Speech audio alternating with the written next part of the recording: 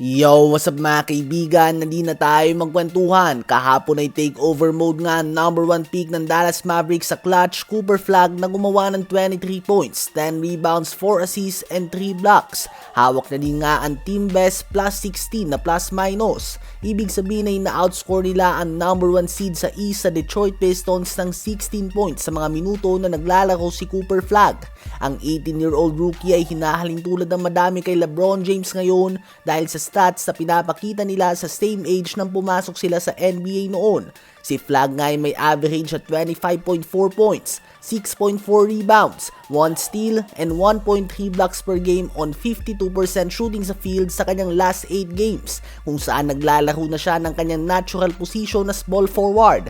At sa 8 games din na yan ay may record ng Mavs na 6 wins and 2 losses, including ang mga panalo laban sa mga team na tulad ng Detroit Pistons, Houston Rockets, Miami Heat, Denver Nuggets at Los Angeles Clippers. In a way ay unti-unti niya nga binubuhat ang Mavs ngayon at nagiging 1A and 1B na nga sila sa opensa ni Anthony Davis. Kaya naman hindi na nagugulat ng madami na medyo reluctant pa nga ang Mavs na gumawa ng trade ngayon. Dahil naniniwala nga sila na kapag bumalik na si Kyrie Irving ay kaya nilang tapatan ang mga top team sa Western Conference ngayon. Sa palagay nyo ba ay makakapasok pa ang Dallas Mavericks sa top 8 ng West ngayong season? Napakatinding duelo naman ang pinakita ng OKC Thunder at ng Minnesota Timberwolves nang indikit nga ang bakbakan nila hanggang sa mga huling minuto ng game. Subalit ang go-ahead 3-point shot na ito ni Anthony Edwards ang biggest moment sa game na ito, hanggang sa tuluyan na nga binigay ng Minnesota Timberwolves ang pangatlong talo ng OKC sa season na ito sa score na 111-107.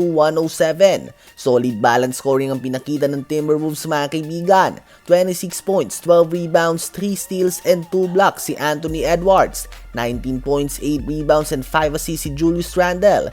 15 points si Donte DiVincenzo. 15 points, 6 rebounds din si Naz Reid. 13 points si McDaniels at 13 points din si Bones Hyland.